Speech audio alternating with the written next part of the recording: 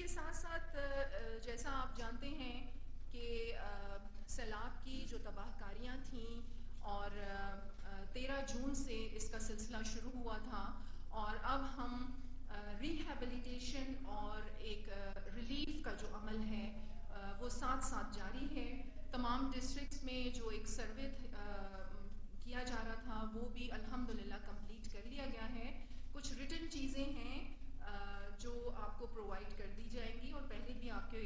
پاس ضرور موجود ہوں گی. تو ڈیمیجز کے حوالے سے جو بھی تخمینہ تھا وہ بھی لگایا جا چکا ہے. اور اس کے ساتھ ساتھ دیکھیں جو ریسورسز ہیں گورنمنٹ آف بلوچستان کے، میں نے ہمیشہ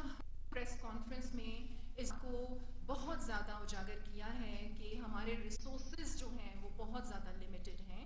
اسی لیے ہم بار بار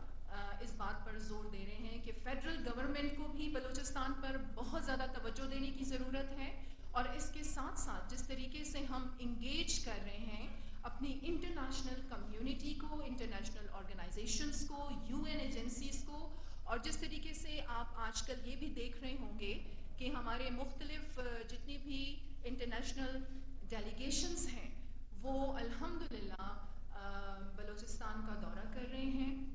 اور مسلسل دورہ کر